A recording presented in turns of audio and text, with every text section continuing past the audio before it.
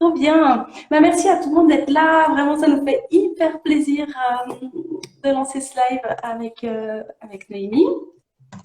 Vraiment, bah, aujourd'hui, c'est la journée mondiale de la santé maternelle. Donc, avec l'association Dépression postpartale suisse, Noémie Fournier et puis moi qui fais partie de Café Latte, on a vraiment décidé de se mettre ensemble pour proposer plusieurs événements sur un mois parce que c'est vraiment une thématique qui est hyper importante pour nos trois organisations. Et puis, on a vraiment trouvé que la santé mentale maternelle en période périnatale, c'est vraiment quelque chose qui nous rassemble. Donc, parce que c'est une période assez à risque euh, sur ce plan-là. Donc, je vais commencer par nous présenter, puis après, je vais surtout poser des questions à Noémie. On a vraiment construit un peu la discussion ce soir avec toutes les questions que vous avez mis en story pendant plusieurs mois, enfin plusieurs mois, plusieurs semaines. On a vraiment construit à partir de ça. Et puis, si vous avez des questions, bah, n'hésitez vraiment pas à les mettre dans le chat. Et puis, on va aussi garder un temps un petit peu à la fin pour bah, échanger. Ce ne sera pas complètement interactif, mais je vais lire vos questions et puis je les poserai à Noémie. Donc voilà, bon, moi je m'appelle Nathanaël, je suis la cofondatrice de Café Latte Academy. Donc c'est vraiment un espace de formation, de soutien et d'accompagnement à l'allaitement à l'origine, mais on a vraiment ouvert à tout ce qui est en lien avec la matrescence et bah, la santé mentale, ça fait vraiment partie des préoccupations qu'on rencontre auprès des mamans et des parents qu'on accompagne. On travaille principalement en visio. Donc voilà, puis je te laisse te présenter, Naomi. Merci, oui. Donc moi, je suis Noémie Foren-Guyenne, je suis psychologue en périnatalité. Je travaille, donc je suis collaboratrice d'Univers Famille à Châtel, dans le canton de Fribourg, en Suisse, et au centre sage-femme à Vevey. Euh, je travaille dans ces deux centres. Et puis, je suis aussi membre de l'association suisse dépression postpartale, hein, et que je présenterai juste après, et puis de Nétroto aussi, hein, membre du comité de l'association Nétroto. Et puis voilà, j'ai travaillé en fait de longues années au CHUV en tant que responsable de recherche et en clinique. Peut-être un mot sur effectivement sur présenter l'association, hein, qui est voilà qu'on qu'on représente aussi un peu ce soir. Il y aura d'autres événements, vous les avez vus passer, et puis on en parlera aussi à la fin de ce live. Donc vraiment l'association dépression postpartale suisse est donc, voilà, une organisation qui est active en fait, qui a commencé en Suisse alémanique depuis 16 ans, et puis ça fait tout juste une année qu'elle est en Suisse romande. Et puis il y a aussi un début d'antenne au Tessin. Donc l'idée, c'est vraiment d'informer, sensibiliser sur toutes les maladies liées au postpartum. L'association propose un soutien rapide aux parents, aux proches et aux professionnels de santé. Et ça, c'est vraiment une offre gratuite. Donc ça, c'est aussi important. Et puis, du coup, ils ont aussi un système, enfin, c'est une association de personnes concernées, donc qui ont vécu une maladie dans le postpartum. Et donc, ils proposent différentes choses, hein. Il y a des groupes de parole, il y a des programmes de marraines et de parrains, donc des gens qui ont vécu quelque chose de semblable à une situation peuvent être mis en lien comme ça avec des personnes qui vivent en ce moment une maladie dans la période périnatale. Ils ont aussi, et ça on va en parler, hein, une application, ils ont développé une application à utiliser vraiment, je dirais, en prévention, hein. Et voilà, on en parlera.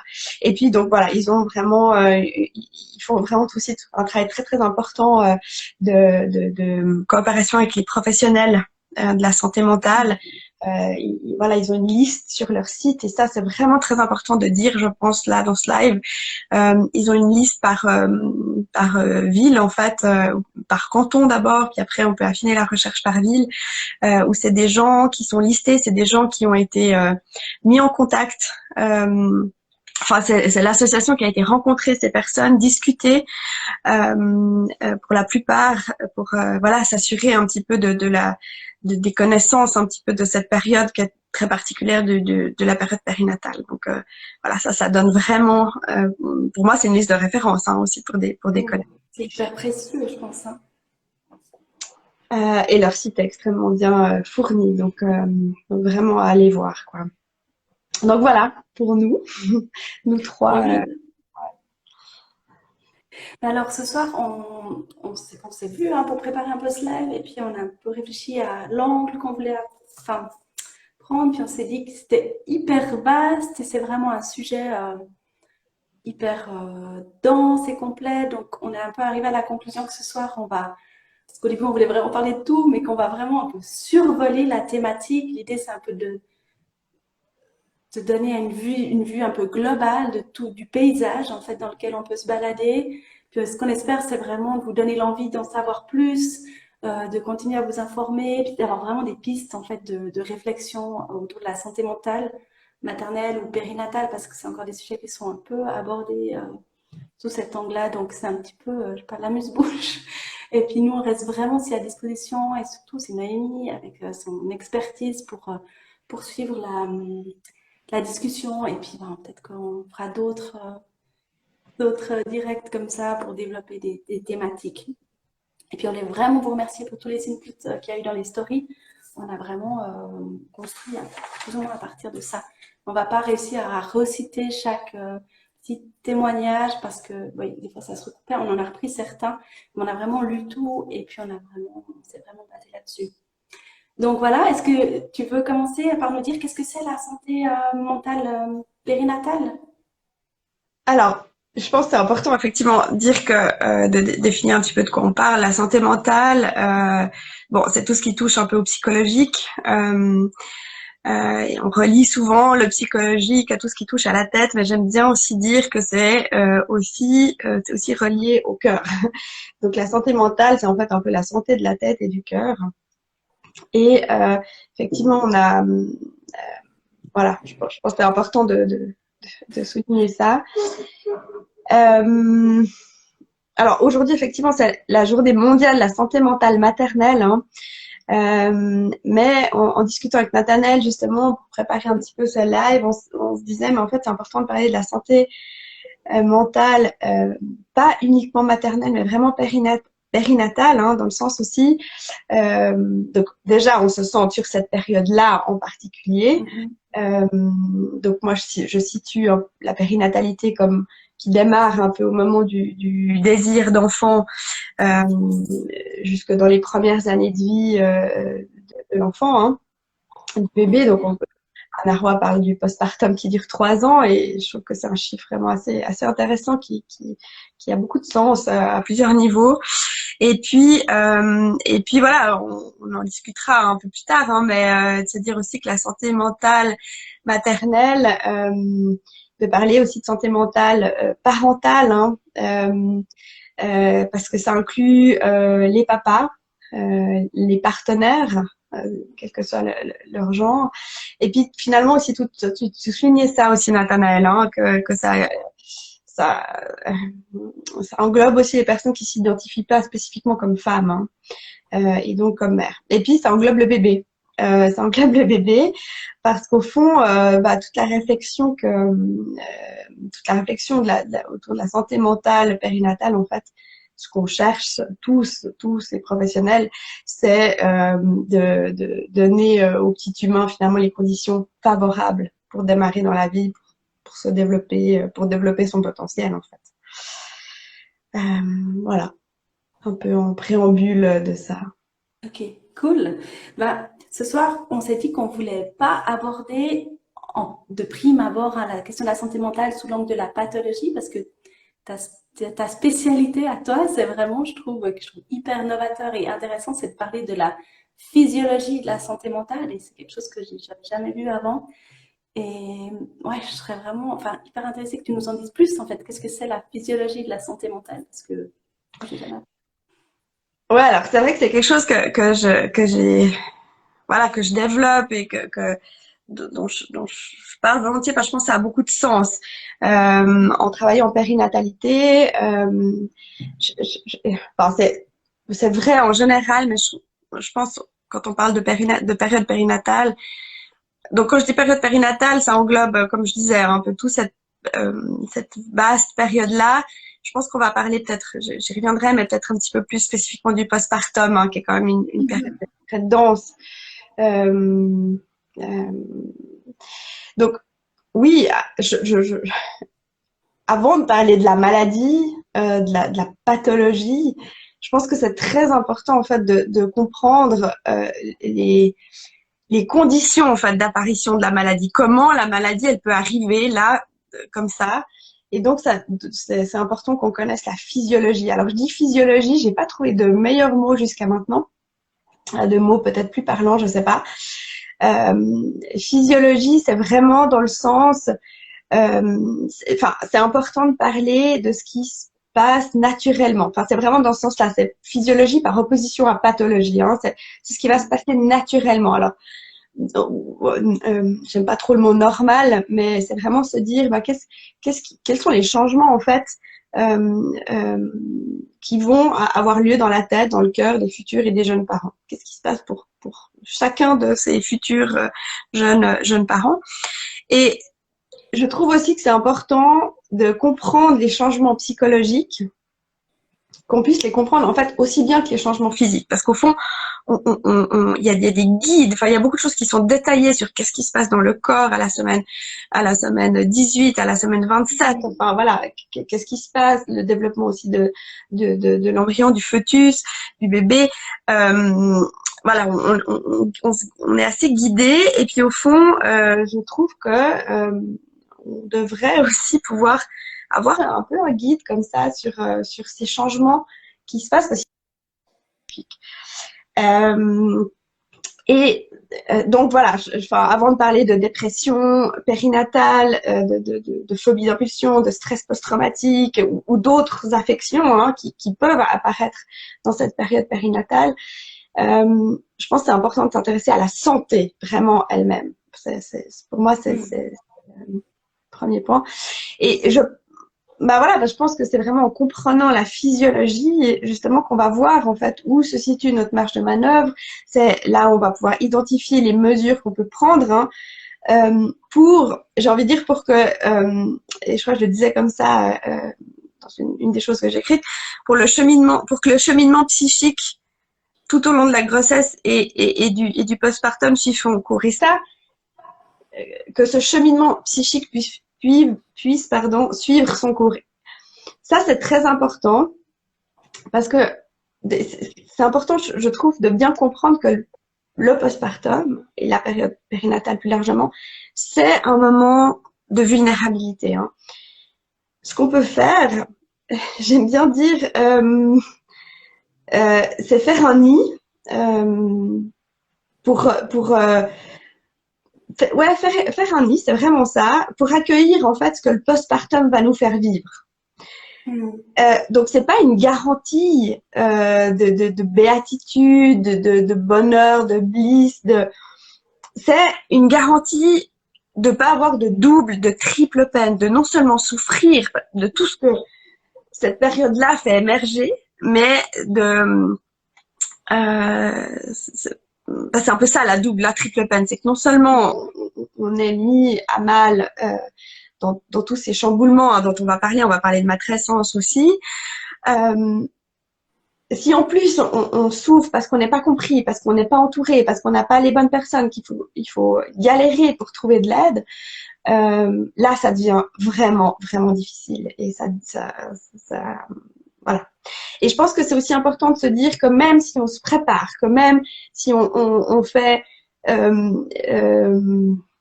plein d'ateliers, qu'on fait des choses importantes hein, pour comprendre ce qui se passe, pour se préparer, on peut, on peut quand même souffrir de dépression périnatale, on peut avoir ces affections. Hein. Et ça, c'est pas parce qu'on s'est pas préparé, c'est pas parce qu'on n'a pas fait ce qu'il fallait. Voilà. Mais au moins, peut-être qu'on peut être en amont déjà un peu mieux entouré. Donc, ce que tu veux dire, c'est que si même si tout va bien, enfin, tu sais, par exemple, le bébé est né à terme, en bonne santé, avec un accouchement physio, full support en postpartum, enfin, le rêve, tu sais, le mois d'or, on peut quand même faire une dépression postpartum. Oui. Et ça, oui, et c'est très important parce que, oui, mais c'est très important de le savoir parce que se dire, bah, en fait, cette dépression, enfin, si on est amené à développer des symptômes de dépression périnatale, par exemple, hein, ça peut être d'autres choses, mais c'est c'est vraiment pas de la faute de la personne, c'est pas parce qu'on savait pas, c'est pas, mais simplement on va être plus vite pris en charge, il y aura plus vite, il y aura plus de soutien, et ça c'est important. Ça fait une différence, je pense. Si, je pense que la souffrance, on peut pas toujours l'éviter, mais on peut ne pas qu'il y ait de souffrance collatérale. Je sais pas si c'est clair un peu comme je dis ça, mais je sais pas. Oui, à fond, ouais, ouais, ouais. Moi, ce que j'entends aussi, c'est qu'on peut pas éviter complètement le risque, mais qu'on peut le diminuer en se préparant. Comme avec l'allaitement, ça diminue par exemple les risques de cancer de sein, mais ça n'empêche pas qu'on puisse en vivre un. Et puis si on le vit, ben, on est à 100% dans la situation. C'est un peu juste comme Ouais, métaphore. Ouais. ouais, complètement. Je pense, oui, complètement. Ouais. Moi, je trouve que c'est hyper important parce que ça diminue la culpabilité en fait. Et puis ça permet aussi d'aller plus vite chercher du soutien parce que ça fait partie des trucs, quoi. Ouais. D'aller, oui, alors effectivement, de réagir, et ça, ça on en viendra aussi, hein, mais de réagir et de demander de l'aide, euh, euh, c'est Ouais. c'est la clé. Enfin, c'est notre, comment dire, c'est un peu notre marge de manœuvre aussi, hein. C'est d'aller, c'est ok, c'est, on va pas bien, puis qu'est-ce qu'on fait qu'est-ce qu'on fait? Il faut aller chercher du soutien. Ok, mais alors on va garder tout ça pour après, mais tu veux encore nous dire un peu deux, trois mots sur la physiologie, un peu? Parce que je Bah, trouve que vous avez une j'aime bien. métaphore hyper intéressante avec, tu sais, l'accouchement. Puis ça, je pense que c'est Oui, intéressant de la... ouais, c'est vrai. Ouais, ouais. Oui, Oui, mais en fait, ouais, ouais. Je crois que c'est important, effectivement, cette image aussi, de se dire, bah, en fait, ouais, pour comprendre un peu l'importance, en fait, de connaître la physiologie de la santé mentale, faire un peu cette analogie avec l'accouchement. C'est vrai que c'était, euh, bah, en fait, le travail de préparation à l'accouchement, finalement, ça va consister à bien connaître la physiologie de la naissance. Euh, euh, enfin, je suis pas du tout spécialiste de ça, hein, ça c'est vraiment le travail sage-femme doula. Mais le but en fait de ces préparations, hein, que je vois aussi avec mes collègues au centre sage-femme ou à Univers Famille, c'est de mettre en place en fait les conditions nécessaires pour soutenir le processus naturel de l'accouchement. C'est un peu ça que j'ai écrit aussi, et pour que ça suive son cours en fait. Et donc, par exemple, c'est important de bien connaître ce qui va favoriser et ou ce qui va inhiber la sécrétion de cytocine parce que cette hormone-là en particulier est liée à l'avancement du travail. Ben, pour la santé mentale périnatale, c'est exactement la même chose. Euh, voilà. Avant de s'intéresser euh, à ce qui pourrait mal se passer ou comment intervenir, comment on va aussi intervenir quand ça se passe quand il y a des difficultés qui apparaissent, ben, en fait, il faut comprendre ce que c'est la physiologie, pourquoi il y a des difficultés qui apparaissent. Donc voilà. Puis ça, ce que je souligne là, c'est aussi dire que de savoir ça, ça va permettre de dépathologiser, et ce qui veut absolument pas dire banaliser, hein, et ça va déstigmatiser aussi la souffrance. Et ça, je crois que c'est très, enfin, pour moi, c'est deux mots très importants aussi.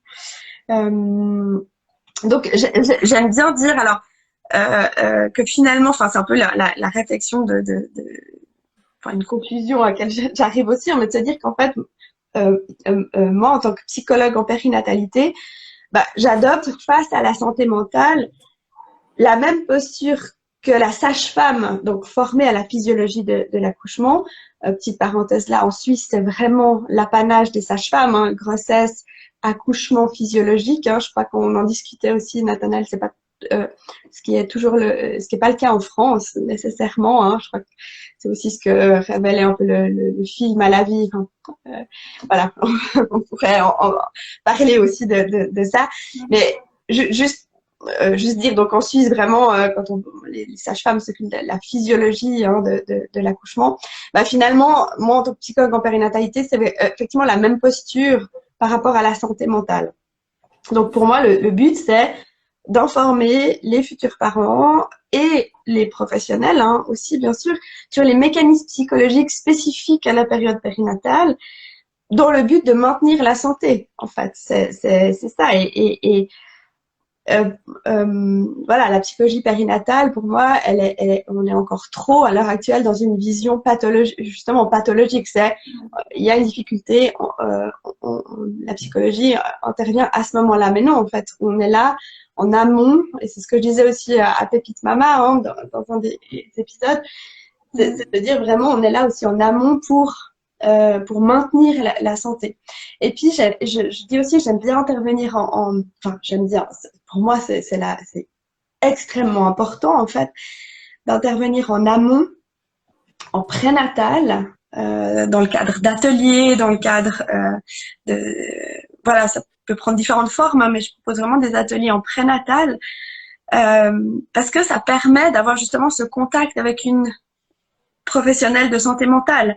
Et du coup, ça va être plus facile ensuite pour les parents en postpartum, s'il y a des difficultés qui apparaissent, ben ça va être probablement plus facile de pouvoir voilà faire appel dire ah oui j'ai vu cette psychologue, tu te souviens la psychologue du cours prénatal, voilà, je pense qu'il y a quelque chose qui déstigmatise aussi beaucoup en fait d'intégrer la psychologie dans le réseau. Ouais.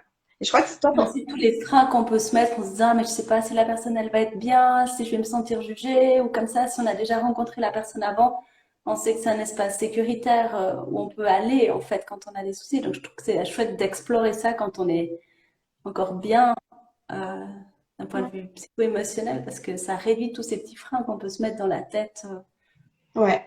quand on n'est pas bien. Oui. Et qui fait peur. Et je pense que on est vraiment encore beaucoup trop à l'heure actuelle dans quelque chose voilà, dans la société, disons maintenant, où psy égale vraiment aller très mal, problème grave. On attend d'aller assez mal. Hein. Et, et, et au fond, il y a vraiment tout un travail ouais, d'intégrer le réseau, je trouve. Hein. Mais toi, t'en parles justement dans tes ateliers. Hein, alors, on va en parler du réseau après, hein, mais toi, tu invites vraiment C'est vrai que moi j'ai aussi une approche, enfin, j'ai une formation de spécialiste en promotion de la santé, donc c'est vraiment quelque chose qui me parle beaucoup. Comme tu dis, hein, travailler en amont, en fait, de vraiment préparer ça. Donc dans les ateliers qu'on fait autour de l'allaitement, on travaille beaucoup sur le postpartum parce que c'est un peu le terreau qui fait que l'allaitement peut bien se mettre en place, comme tu parlais du nid avant, en fait. Après, bien sûr, il y a toujours les choses les plus compliquées qui appartiennent au bébé dans sa manière de téter, mais enfin, le soutien, on travaille beaucoup sur comment est-ce qu'on met en place un réseau de soutien, de travailler sur les besoins, on travaille aussi beaucoup sur les valeurs, en fait, sur qu'est-ce qui permet d'avoir du sens, pourquoi est-ce qu'on se donne de l'énergie de surmonter des cas plus difficiles ou pas, parce que ça correspond à des valeurs, c'est ce qui est moteur souvent. On travaille sur les forces aussi, parce que des fois ça peut nous soutenir, voilà. Sur le réservoir de résilience, le barrage d'énergie, de toute façon on en parlera aussi après, je crois. De vraiment réfléchir à qu'est-ce qui nous ressource et qu'est-ce qui nous fait du bien, parce qu'on dit tout le temps dans nos ateliers que je fais avec ma sœur qui est sage-femme, consultante en allaitement, que les bébés, leur travail principal, c'est de nous décentrer de nos besoins, parce qu'on est là, comme tu vas nous expliquer, on doit répondre à leurs besoins presque H24 et ça nous décentre beaucoup de nos besoins physiologiques et psychologiques pour assurer leur survie. Et il y a tout un mouvement aussi où il faut prendre soin de nos besoins. Donc, ouais, ouais, c'est toujours hyper riche de faire ça avec les mamans. Et quand en postpartum, elles reviennent dans nos espaces d'échange disant qu'elles ont des difficultés, d'avoir fait avec elles ces exercices, c'est hyper puissant parce qu'on peut les raccrocher les wagons, je sais pas comment on dit, de dire ah oui mais tu sais ta force c'était la capacité à voir le beau ou ta force c'était le travail en équipe, donc qui c'est que tu peux prendre avec toi dans ton truc, enfin Ouais. parce qu'on a déjà fait ce travail avant et puis on peut le mobiliser tout de suite quand il y a des difficultés. Donc, je trouvais vraiment dans ton sens que tout ce qui est fait en amont, c'est hyper précieux, vraiment. Oui, et ça, je pense vraiment, ça permet effectivement d'aller activer hein, ces ressources déjà, Mhm. activer ces ressources, que ce soit des ressources externes mais, ou aussi internes. Hein. Oui. Euh, Mhm. de réfléchir, enfin voilà, de réfléchir à ses besoins, de se centrer sur ses besoins, pour que justement après, quand le bébé réel sera là et va Ouais. manifester bruyamment ses besoins, euh, ben, qu'on ait comme ça effectivement des phares, se dire non mais en fait moi mon besoin pour me recentrer, pour voilà, j'ai besoin de ça, ça n'a pas besoin d'être une liste enfin, très exhaustive. Je pense qu'il faut vraiment justement aller à l'essentiel. Euh, Mhm. c'est peut-être un peu toute euh, ouais, toute ce que je dis aussi, c'est un peu toute la simplicité, toute la complexité de Pardon. la santé. Mais du coup, ouais, vas-y. Qu'est-ce Tu que voulais nous parler un peu plus en détail en fait de ces mécanismes de la santé mentale? bah, je pense que en fait, je regarde un peu là, enfin, ouais, Ouais. on va survoler. Enfin, j'en Oui, parle. survole un petit peu, mais peut-être de donner juste un ou deux petits inputs. Ouais. Tu sais, sur la Euh, transparence psychique, ça peut-être, ce serait hyper intéressant qu'on ait eu deux, trois petites infos. Et ouais, puis, donc si effectivement, j'arrive à faire l'histoire, normalement, il y aura un replay. Donc, pour les gens pour qui c'est trop long, il y aura le.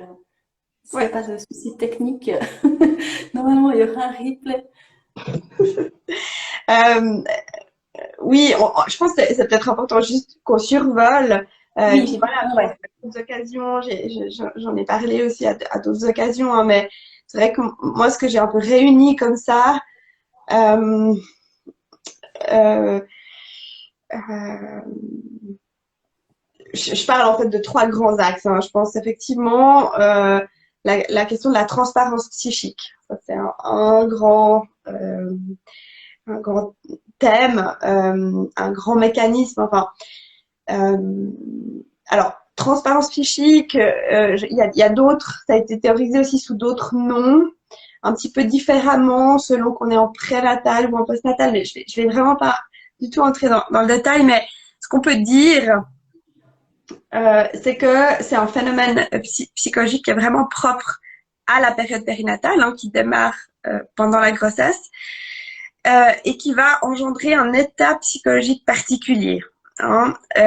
J'aime bien utiliser l'analogie avec le système immunitaire, en fait, se dire qu'en fait, on a un système immunitaire psychologique qui nous permet de bien fonctionner, de pas être trop envahi par l'extérieur, par les autres ou par notre histoire tout le temps, d'être plongé dans son passé. Enfin voilà, c'est ce qui nous permet un peu de fonctionner au quotidien. Et cette transparence psychique un peu, c'est en fait, ça va modifier notre système immunitaire psychologique. Un peu comme le système immunitaire de la femme enceinte, hein, on sait qu'il fonctionne moins bien. Mhm. D'ailleurs, on surveille plus de choses euh, chez la femme enceinte. Donc, le système immunitaire de la femme enceinte est un peu abaissé.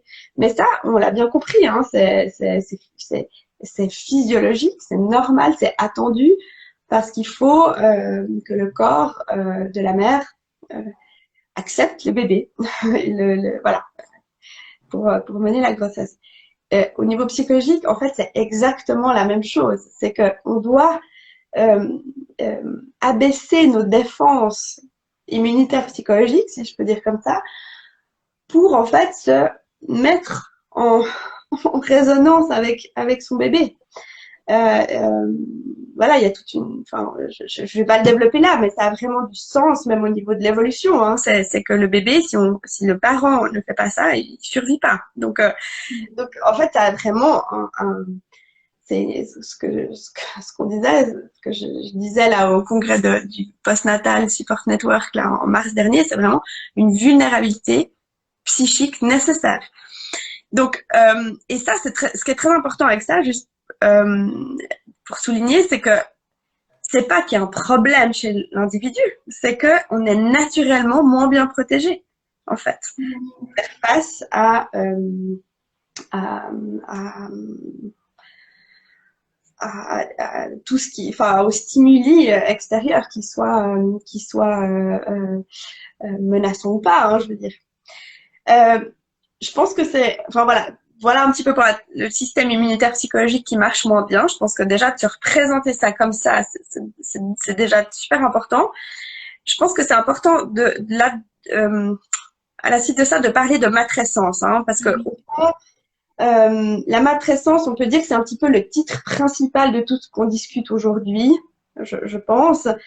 Mais ce qui est important avec ce terme, c'est que je pense qu'il doit être explicité, hein, et lié avec des mécanismes psychologiques, parce que sinon le risque, c'est un petit peu de banaliser et de maintenir le flou. Hein. C'est un peu de dire ah mais non mais c'est normal, elle est en pleine matrescence.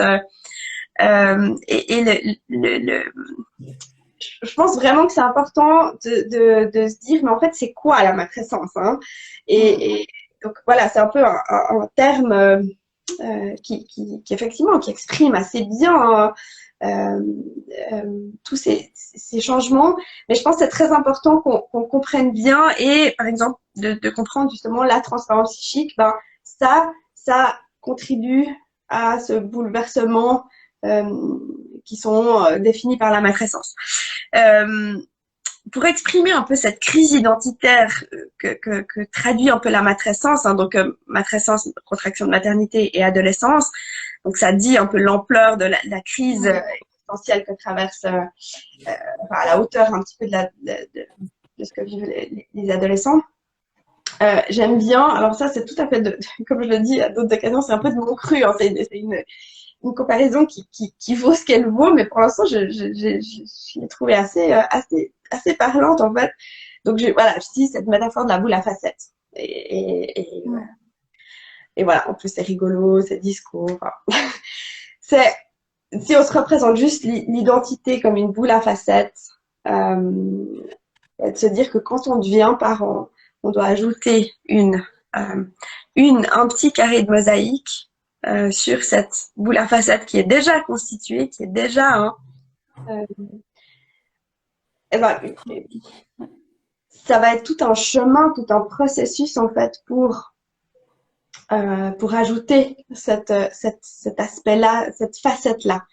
Mais du coup, ce que je trouve intéressant avec cette métaphore de la boule à facettes, c'est de se dire, ben, en fait, on va devoir déconstruire toute une partie. Donc, ça veut dire qu'on va devoir mettre un peu, on va perdre pas mal de repères en fait, hein, parce qu'on va faire ce travail de déconstruction d'une partie de nous pour intégrer et reconstruire ensuite le tout harmonieusement. Mais ça, surtout, c'est important de se dire que ça peut pas se faire le lendemain de l'accouchement, c'est que c'est vraiment un processus minutieux, et ça tourne et ça prend du temps, quoi. Ça te parle, Nathanaël, J'accompagne beaucoup des mamans au moment de la reprise du travail. Ouais. Aussi parce qu'on accompagne l'allaitement dans la reprise du travail pour celles qui le souhaitent, mais aussi j'ai une formation de coach, puis j'accompagne les transitions professionnelles. Et je trouve que c'est un moment hyper clé parce que justement, elles ont commencé un peu leur matrescence tranquillement dans leur nid à la maison, les mamans. Et puis au moment où elles doivent reprendre le travail, quelque part, il y a une injonction, c'est comme si elles devaient reprendre. Comme quand elles avaient quitté le travail à la veille ou un mois avant leur accouchement. Et puis revenir comme si de rien n'était, alors qu'elles ont vécu tout un chamboulement identitaire et qu'il faut retisser ça avec un environnement qui les a pas vues en fait faire tout ce tissage en fait qu'elles ont fait chez elles. Et je trouve que c'est toujours hyper fort en fait de prendre conscience de ça, que ça met vraiment en lumière tout le processus de la matrescence qui s'est fait. Moi, je trouve que le mot il est hyper elles sont souvent hyper perdues. Puis quand on met le mot, déjà dire qu'il y a un mot qui existe en fait sur ce processus, c'est hyper. Ça calme beaucoup, je trouve. Et puis c'est un moment très fort, je trouve, je pense aussi à risque en fait. Aussi. Qui est aussi à risque, tu dis ouais, la prise du travail, c'est quand même un moment assez intense en fait, dans la conciliation de. Tout à fait, ouais, je le vois. Désir, valeur. Oui, puis ça, c'est peut-être un autre sujet de live. C'est vrai que moi, j'ai aussi une consultation vraiment là-dessus, hein, dédiée là-dessus, et je trouve que ça amène, enfin, c'est une consultation thématique, donc c'est vraiment dire, mais c'est un moment charnière, hein. Euh, Mhm. mm, complètement. Ouais, ouais. Donc, et je pense que c'est toute la question du timing, à quel moment on reprend, à quel moment on peut reprendre, à quel moment on veut reprendre, enfin, tout ce qui se heurte aussi là-dedans, parce que, ouais, c'est, c'est, c'est, on reprend parfois aussi un moment où on est encore en train tellement Ouais. de chercher, euh, et que du coup on doit se concentrer sur un autre aspect de nous, mais qui est pas pertinent pour le moment en fait, qui a pas encore Mhm. de place. Euh, ça c'est variable, ça c'est vraiment aussi assez variable. Oui, non, c'est clair. Mais c'est vrai que c'est, voilà. Moi, je trouve que c'est un moment où ça visibilise le processus, en fait. Ouais, ouais, ouais, complètement. Mais c'est pour ça que je pense que c'est important. Ce terme, à mon avis, ce qui est intéressant, c'est qu'à la fois, il met des mots sans mettre un diagnostic, en fait. Oui, ouais, ouais. C'est que Mhm. ça met du sens. Mais de nouveau, je pense que c'est important de se dire, euh, qu'est-ce qui se passe, pourquoi, en fait, on traverse ça. Et je pense que, bah là, justement, il y a tout ce champ d'études. Puis ça, c'est un peu le troisième grand point que j'aborde, c'est sur le mommy brain. Et là, il y aura Mhm. d'ailleurs un congrès, le Parental Brain là en mi-mai. Moi, j'ai beaucoup d'y assister. Euh, c'est un champ de recherche en neurosciences en fait qui met en évidence des changements cérébraux chez les futurs et les jeunes parents. Et voilà, on pourrait faire je pense aussi un thème là-dessus. Euh, mais c'est vraiment un champ de recherche que je trouve très très intéressant parce qu'il vient, en fait, c'est un peu le corrélat neurobiologique de ce qu'on observe cliniquement et puis de ce qu'on a pu aussi théoriser. Et en fait, là, avec euh, des images euh, du cerveau, en fait, on voit que, alors je vais pas entrer dans le détail, mais que il y a plus d'anxiété, qu'il y a le système de peur qui va être activé. Et ça, c'est quand tout va bien. Hein. Ça, C'est c'est physiologique, ça. ah ouais. Ah C'est ouais. donc c'est aussi une conscience accrue de l'environnement. Mais tout ça, euh, ce qui est hyper intéressant, c'est de se dire ça, c'est effectivement quand tout va bien, c'est pas ça, c'est chez le cerveau chez les femmes enceintes, chez les jeunes mères. On observe ça chez les parents adoptifs aussi. Donc il y a vraiment quelque chose aussi, hein, je trouve intéressant parce que on part du cerveau, de quelque chose de très biologique et finalement ça nous amène sur des réflexions aussi, euh, voilà, que la biologie, elle, oui, la mère porte l'enfant, est en lien direct, mais il y a aussi des choses qui se passent sans porter l'enfant. Puis ça, on va parler des pères juste après, et je trouve que ça donne aussi des pistes très très intéressantes de réflexion. Donc, donc voilà, je trouve que tout ce champ de recherche autour du parental brain, il nous donne euh, ouais, vraiment le pendant en fait euh, neurobiologique de ce qu'on observe, quoi, de comment. C'est pas que des impressions, en fait, qu'on peut des fois avoir l'impression. Tu sais, je trouve que c'est assez fort. Le mommy brain, c'est des fois difficile à vivre. En termes de, surtout, je pense, si on a des activités intellectuelles avant, en termes professionnels, des fois, ça peut être, je sais pas, surtout, peut-être pour tout le monde, hein, mais des fois, ça peut être compliqué à vivre et puis ça peut,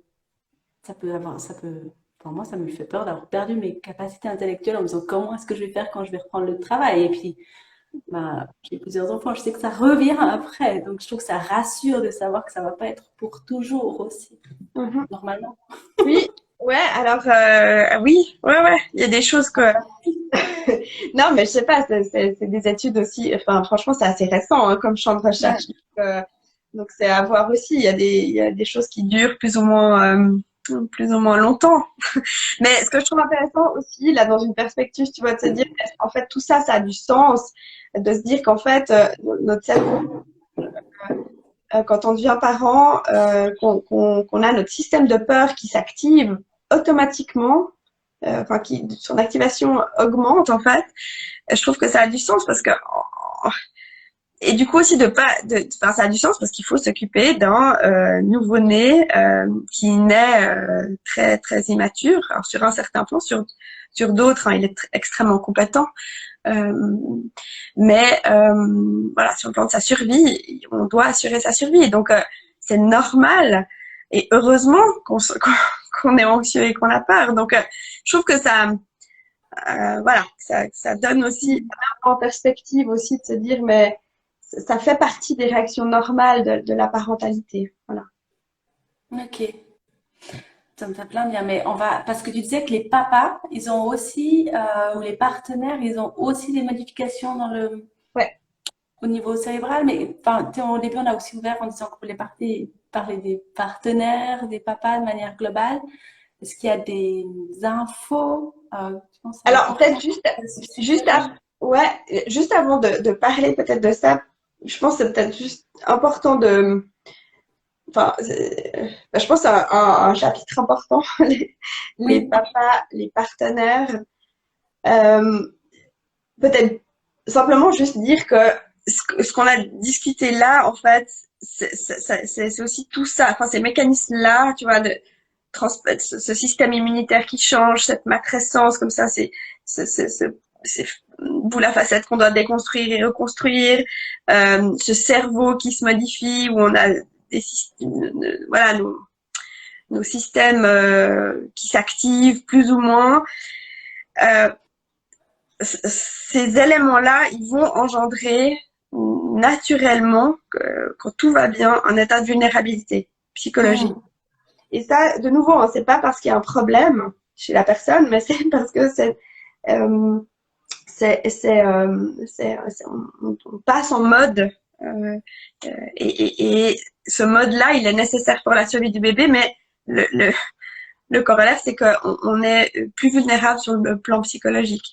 Et puis ça va vraiment générer un sentiment, en tout cas ça peut, enfin, oui, je pense que ça génère un sentiment général un peu d'insécurité. Hein. Tu disais, est-ce que je vais retrouver mes capacités alors qui peut être plus ou moins fort, ce sentiment d'insécurité, mais voilà, il va y avoir on va perdre nos repères, on va passer par des émotions assez euh,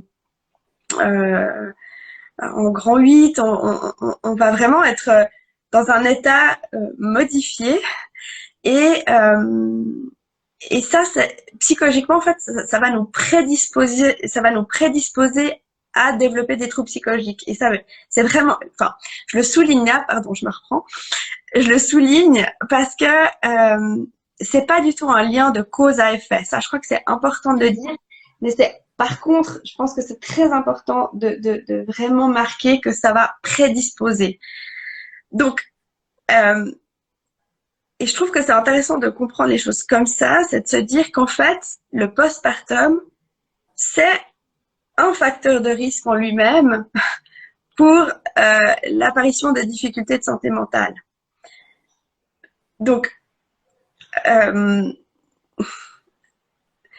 donc, ça génère un état d'insécurité et je pense que c'est à partir de là, tu vois, on avait aussi cette discussion sur vulnérabilité puissance, hein. Et Mhm. c'est aussi, je pense, à partir de cette vulnérabilité-là et jusqu'où on peut aller toucher cette vulnérabilité qu'on peut aller ensuite. Euh, euh,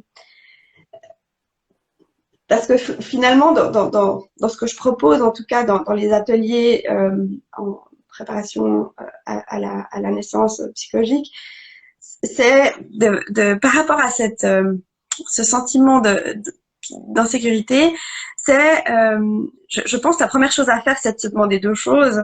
C'est qu'est-ce qui va nous sécuriser et qu'est-ce qui va nous régénérer. Je pense que ça, c'est les deux points importants. Et je le disais un peu avant comme ça, hein, mais que je dis souvent que mon travail de psychologue en périnatalité, c'est vraiment d'aller chercher avec les personnes qui viennent me consulter des éléments de sécurité. C'est aller remettre de la sécurité dans la situation. Et comme je disais, c'est aussi simple que ça, mais c'est aussi complexe que ça, parce que ça va demander un travail assez en profondeur, en fait, de savoir quels sont nos besoins de sécurité. Parce que ça peut nous ramener longtemps, enfin longtemps avant, hein, à nos Mm. fondements de notre propre base de sécurité. Et puis ça, la chose, c'est que je pense que si on peut commencer à y réfléchir, si on peut aller un peu mobiliser ça déjà pendant la grossesse, je pense que là, justement, c'est qu'on va déjà un peu activer nos mécanismes de résilience. On va déjà aller puiser dans qu'est-ce qui nous sécurise en fait et qu'est-ce qui nous régénère. Et je pense que justement, comme tu disais, en postpartum, avec ce bébé voilà, qui nous oblige à mettre nos besoins de côté, ben, je pense d'avoir pu faire ce travail-là, euh, ou un bout en tout cas, mais voilà, d'avoir essayé en tout cas d'identifier euh, ces besoins de sécurité et de comment se régénérer. Ça, Mhm. ouais. Ouais, ça, c'est des chouettes pistes, hein, je pense, pour les personnes qui nous écoutent, de prendre déjà rien que du temps pour y réfléchir ou justement d'amorcer un bout de travail Ouais, ouais. avec toi ou avec si vous êtes jeune psy. Enfin, ça peut être, Mhm. Je pense ouais, première. ou si vous êtes du développement personnel. Enfin, c'est hyper intéressant en fait d'aller explorer ça. Ouais, c'est un peu la connaissance de soi, en fait. Je pense que effectivement, le plus on va se connaître et ouais, de quoi on aura besoin, le plus on pourra un peu traverser Mhm. par tome. Mais, Mhm. mais, mais voilà, enfin, je voulais juste souligner ça. Je- Après, par rapport au papa, au partenaire, je pense que là aussi, ce travail-là, il est très important à faire parce que les pères, en tant que partenaires hommes, vivent aussi hein, une patrescence. Et là, je trouve que c'est aussi très important de de le souligner. Hein. Ils vivent des changements. Euh, euh, Enfin, tu voulais dire autre chose, Nathanaël, Non, avant? non, non, non. Je t'écoute parce que ça me fascine. En fait, je trouve ça hyper intéressant de. T'es en train de dire oui, en fait, les pères, c'est pas le satellite, c'est pas la lune autour de la Terre. Enfin, c'est vraiment Ouais. comme tu Je, dis, ils font partie du système. je pense qu'ils sont vraiment dans l'œil du cyclone. Enfin, si on, Ouais, ouais. Mhm. voilà, quelle que soit la métaphore qu'on utilise, mais ouais, ouais, ouais, oui. Et mais voilà, ils ont leurs hormones. Alors, peut-être juste dire ça, c'est que ils ont. On est déjà au début un peu des recherches hein, sur les papas. Il y a plusieurs choses qui sortent comme études scientifiques, mais juste pour souligner aussi que peut-être au niveau des pères, dans d'autres configurations familiales, on est encore, voilà, il y a encore, je pense, du chemin à faire pour mettre en évidence en fait des changements. Euh, Mhm. mais là, effectivement, c'était juste pour dire, voilà, là, je parle vraiment des pères en tant que partenaires hommes.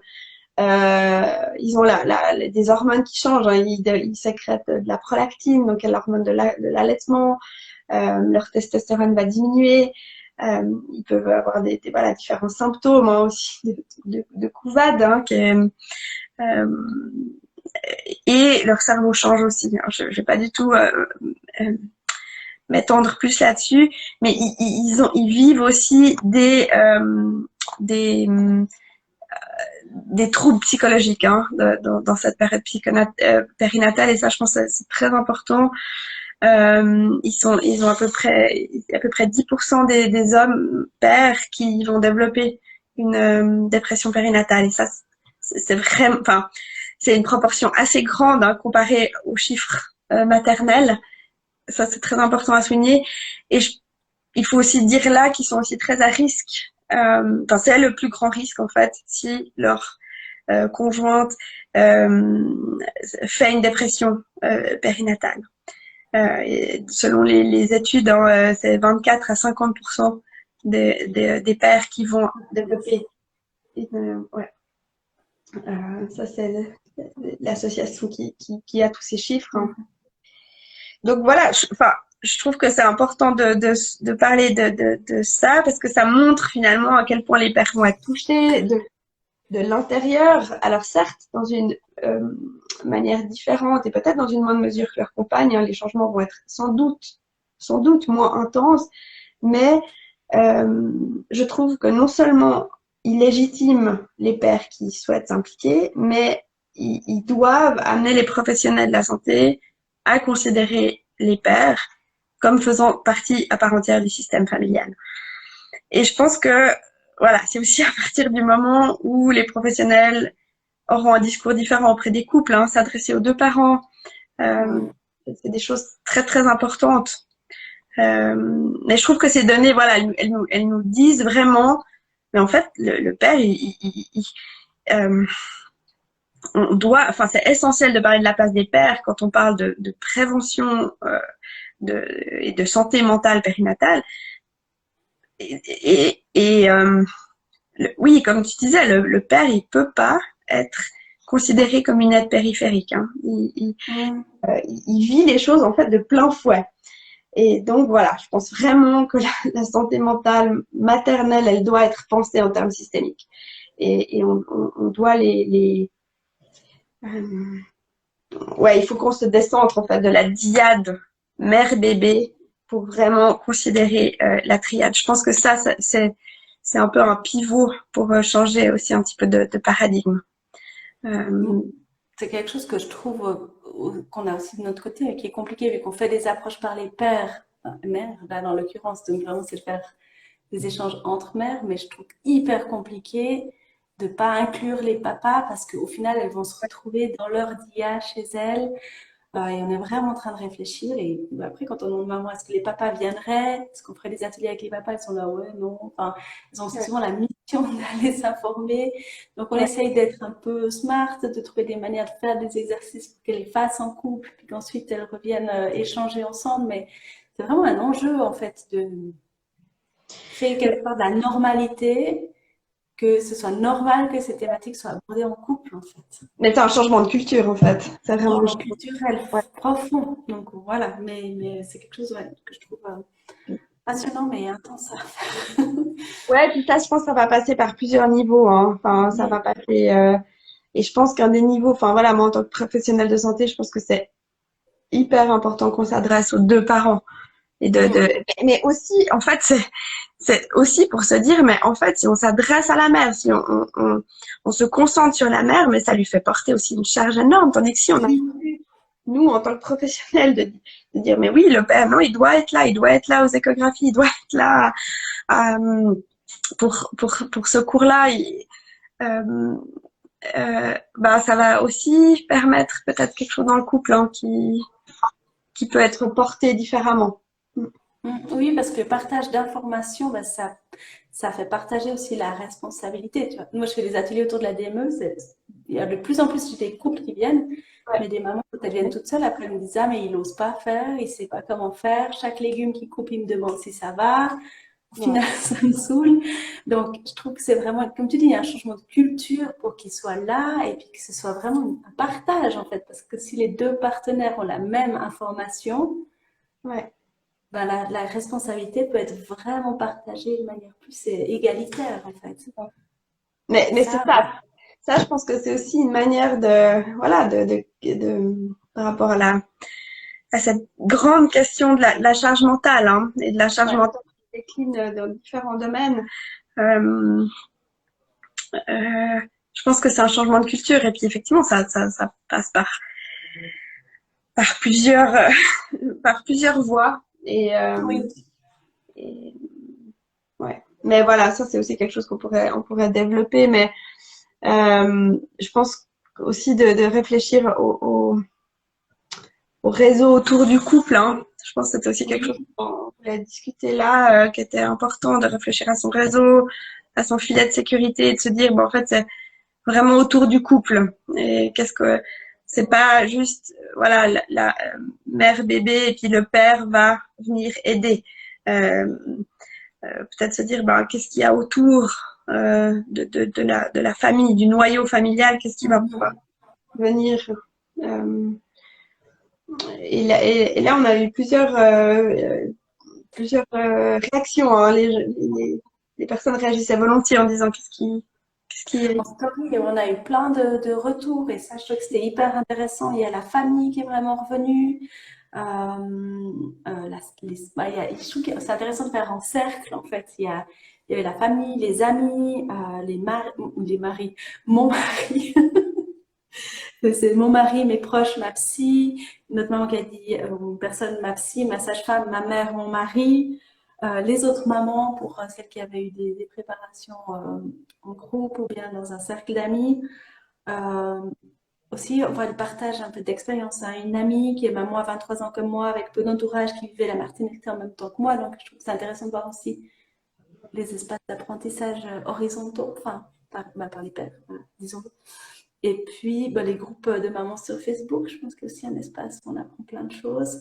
Et puis, les infirmières de la petite enfance. Et puis ça, on voulait le souligner en disant que souvent, c'est les sages-femmes qui sont là en première ligne les premiers mois et puis qui peuvent vraiment être là pour être en soutien, mais aussi pour la santé mentale parce qu'elles sont aussi vraiment formées pour repérer en fait c'est moins facile en termes de santé mentale. Et puis après, c'est les infirmières de la petite enfance, comment on appelle ça, au CMS. En France, c'est les PMI. Qui peuvent vraiment être là. Et elles sont souvent, je discutais avec une maman, elles sont souvent très inquiètes, entre guillemets, préoccupées par la santé des mamans aussi. Elles sont des fois plus décentrées du bébé, puis elles vont aussi prendre en compte la santé mentale des mamans. Et puis, félicitations de l'association Dépression Postpartum, disait que c'était aussi beaucoup elles qui faisaient les liens, les relais. Oui, elles avaient eu beaucoup de demandes sollicitées plusieurs fois des infirmières de la petite enfance. Ouais, ouais, c'est vraiment, voilà, je pense que c'est important d'identifier en fait aussi, hein, alors ses besoins, on l'a dit, mais aussi son réseau. Hein, puis ça, c'est vraiment aussi toute cette culture, voilà, du mois d'or, des 40 jours postnataux, euh, de réfléchir sur qui on va pouvoir compter. Qui c'est notre village. Hein. Toi, tu parles volontiers de village. Et de manière très concrète, quand on fait dans nos ateliers, on dit c'est pas juste ah bah une IBCLC, c'est ok, quelle IBCLC, qui c'est qui peut me la contacter, quel est son numéro, tac, je note sur le frigo, comme ça le jour où j'en ai besoin, bah, je pars pas toute cette énergie-là à la chercher. Puis au pire, si j'en ai pas besoin, bah, je peux la filer à ma meilleure pote. Parce que je trouve que c'est hyper important d'aller juste dans ce petit niveau de détail pour se préparer. C'est comme on prépare son sac à dos, bah, on met plein de trucs, on espère qu'on n'aura pas besoin, Ouais, style le kawaii ou ce genre de trucs. Et puis, bah, on est content de l'avoir quand on en a besoin. Donc, si vous écoutez et puis que vous êtes ensemble, je trouve que ça des petits outils qui peuvent être intéressants, enfin, qui sont faciles à mettre en place, quoi. tout à fait. Puis son réseau local. Et vraiment te demander avec qui, oui, avec qui on se sent, en fait, avec qui on se sent bien, avec qui on se sent soi-même. Et puis c'est pas toujours les personnes qu'on pense, hein, c'est pas, on peut être surpris de sentir une proximité avec une connaissance un peu plus éloignée. Voilà. Je pense que ça c'est aussi un travail qu'invite vraiment. Euh, oui, je pense au yoga doula par exemple, hein, et euh, de voilà vraiment réfléchir un petit peu à ouais, dans le mois d'or, elle parle des bonnes étoiles. Oui, ouais. C'est assez juste en fait hein, de dire ça.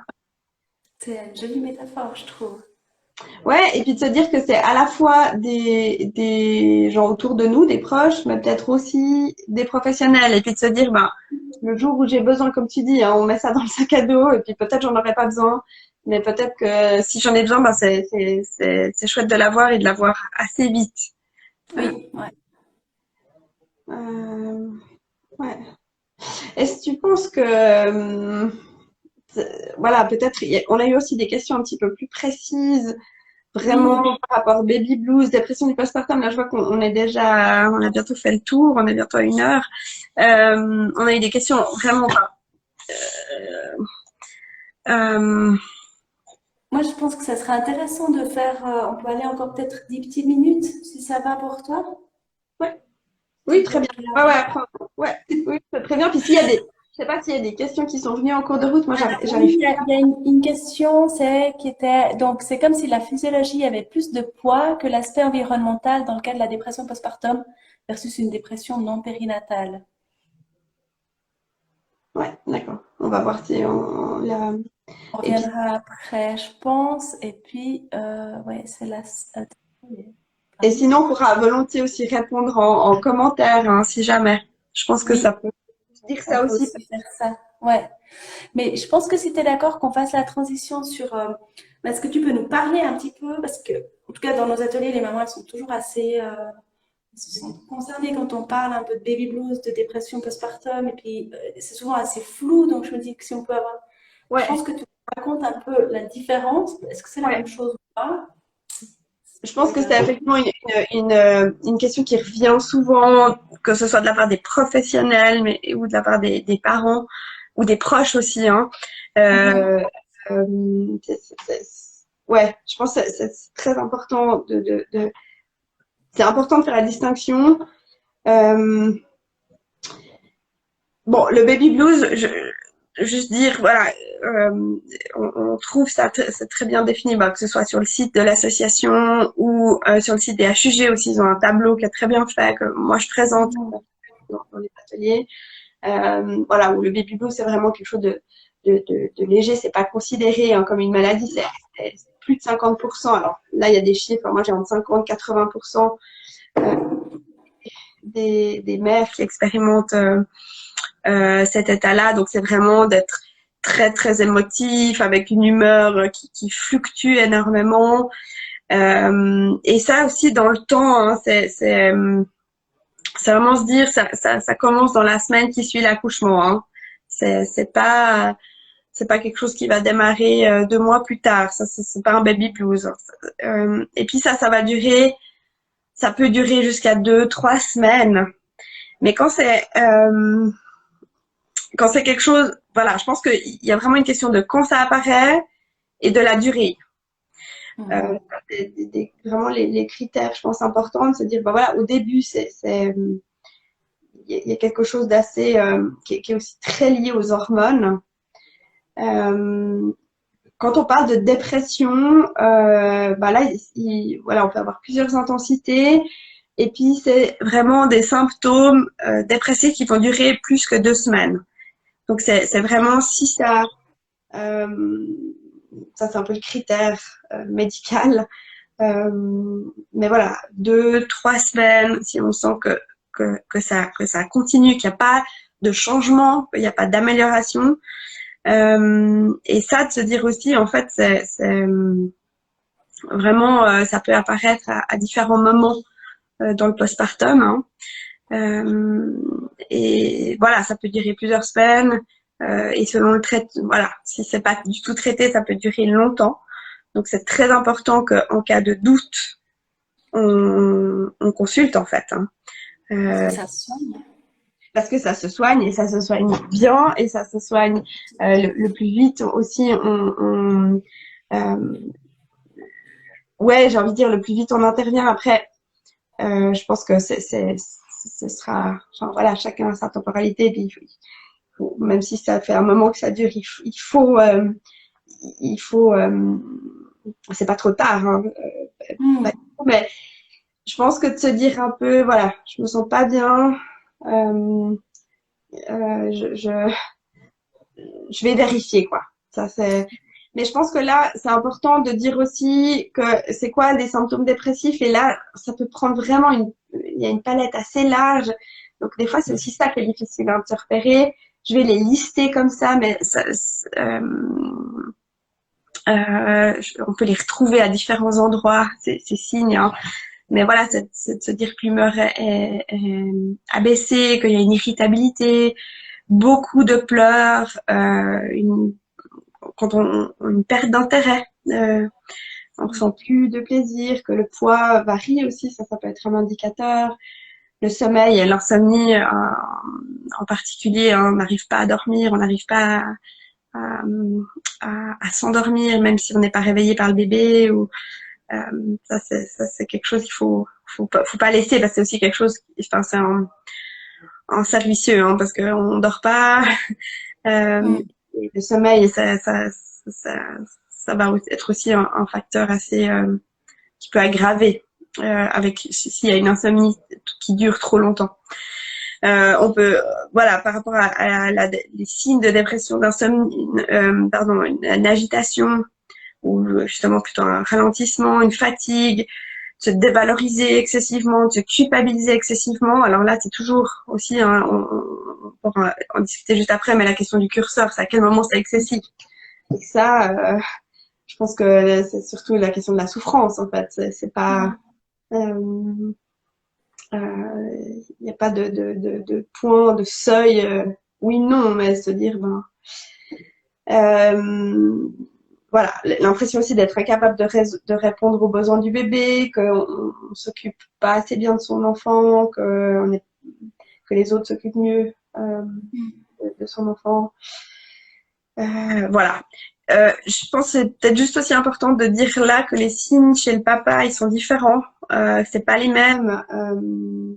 Et là aussi, chez les pères, en tant que partenaire homme, hein, on va pouvoir observer plus d'irritabilité, d'agacement, d'agressivité, ou alors de repli sur soi.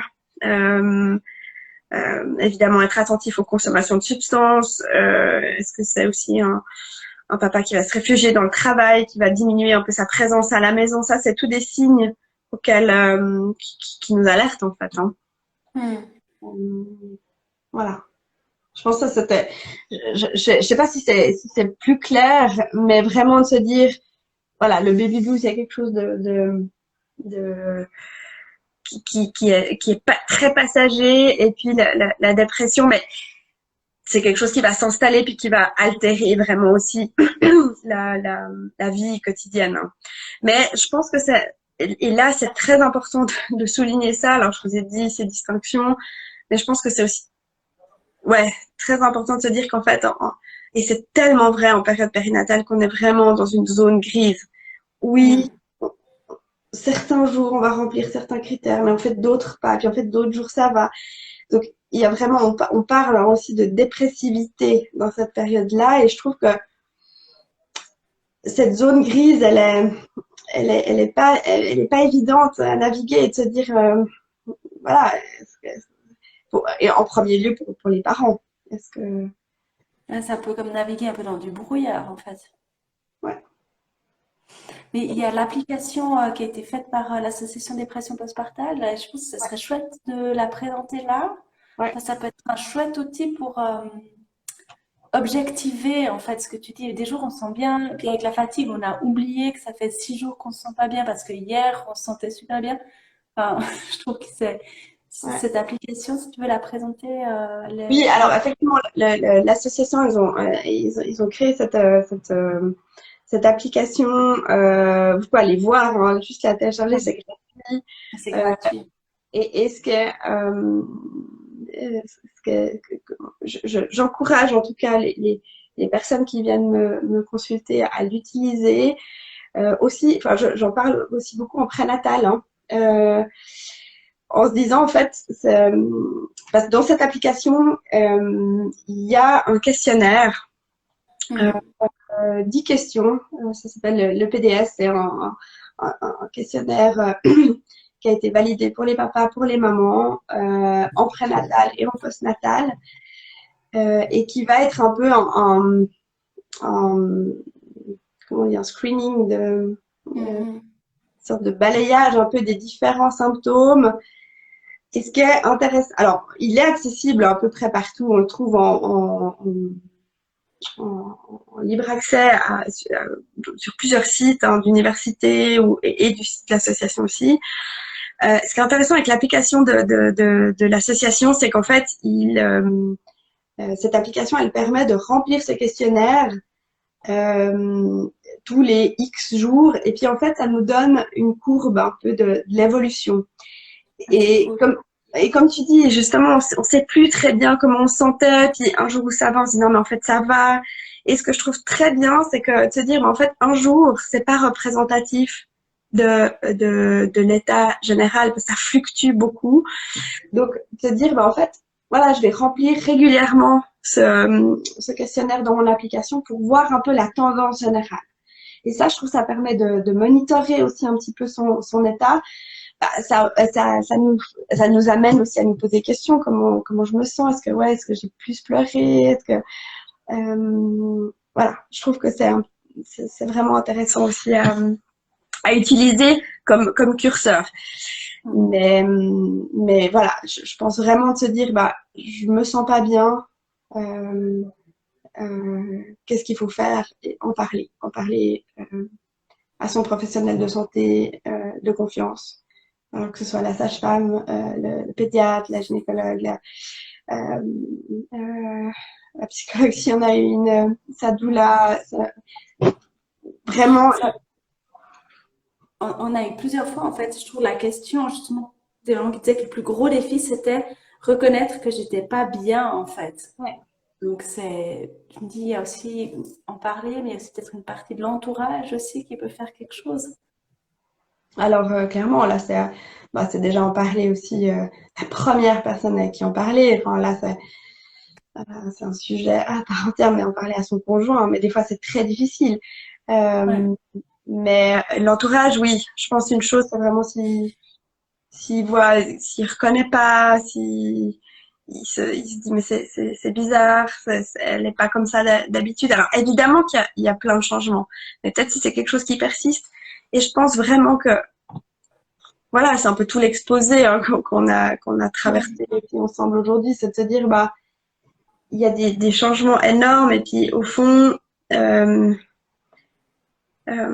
avec ça, se faire accompagner d'une vraiment et de pas hésiter parce que quand tout va bien, c'est une période euh, délicate.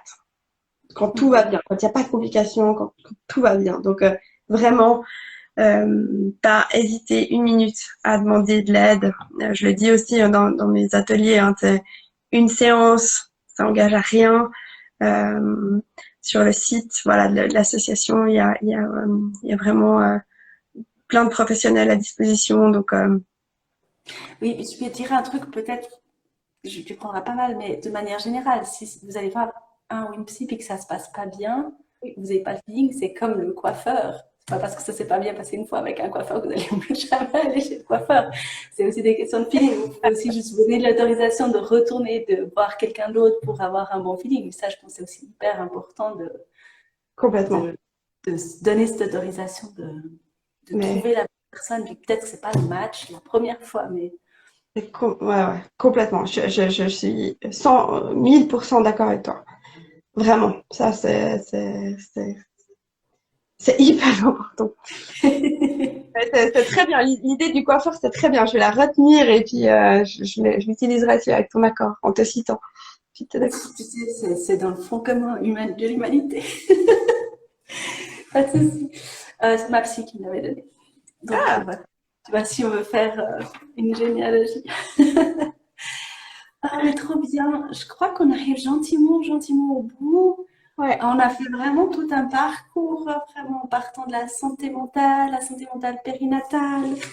Après, tu nous as parlé de la physiologie, des mécanismes. On a aussi parlé des papas, des partenaires.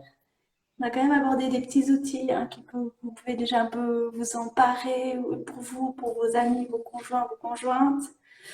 Euh, on n'a pas pu parler de tout. Si vous avez envie qu'on fasse un live sur d'autres sujets, mettez en commentaire. On s'est dit à partir de ça, on me demande. Non, je rigole.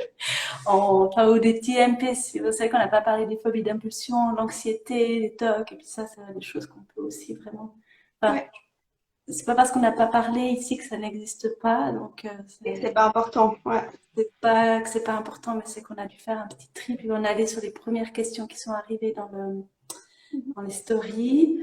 Euh, Toi, si tu voulais résumer en, je sais pas, une phrase ou la chose à retenir pour les gens qui comme moi, vont écouter les 10 dernières minutes des vidéos, Euh, comment tu résumerais s'il y a un petit message à prendre à la maison? ouais, peut-être dire que la santé mentale, ça se travaille, ça s'entretient, faut en prendre, on peut en prendre soin. En fait, on peut en prendre soin, on peut faire quelque chose. Euh, on peut faire beaucoup de choses pour prévenir, pour en prendre soin justement. Et en même temps, ça peut arriver. Ça peut vraiment arriver. C'est ce qu'on disait hein, au début. C'est Mhm. voilà. Ça, malgré toutes les précautions qu'on prend, on peut développer des troubles psychologiques. L'important, c'est vraiment de chercher du soutien et de l'aide. Voilà. Et je pense que connaître la physiologie, l'idée aussi d'expliciter ça ce soir, c'est peut-être se dire, ben, ça va rendre aussi peut-être acteurs un peu, hein, Mhm. les individus, acteurs et actrices, les personnes en période périnatale. Mais merci beaucoup, Nathanaël, de cette, Oui, voilà. merci à toi. Ah, juste avant de finir, pour les courageux et courageuses qui sont encore là, merci vraiment. Merci pour Ouais. les petits cœurs. Là, c'était comme un petit peu des pushs d'ocytocine. Je pense que c'est... mercredi prochain, il y a encore comment on dit, il y aura un Zoom avec Gaëlle qui fait partie de l'association, qui sera vraiment un espace sécuritaire ou plus intime, où il y aura vraiment des échanges. Et puis Gaëlle, elle a traversé, surmonté, elle a été guérie d'une dépression postpartum, donc elle va nous faire la générosité de son témoignage, donc vraiment beaucoup de gratitude. Donc on sera plusieurs à être là pour porter cet espace. Donc si vous voulez venir, il faut juste vous inscrire soit par mail auprès de Félicitas auprès de l'association dépression postpartale suisse ou sur mon Linktree Instagram. Tout en haut, il faut juste vous inscrire sur la plateforme Podia, c'est où on a tous nos cours, mais juste vous inscrire et là vous avez la petite explication de comment ça va se passer. C'est gratuit, tout le monde est bienvenu, les parents, les papas, les mamans, mais même l'entourage aussi, c'est les grands-parents, c'est souvent qui appellent. Donc vraiment, welcome. Par contre, ça ne sera pas un espace thérapeutique, hein. Ce sera vraiment un espace de témoignage et de partage. Je pense que c'est Ouais. important de le préciser.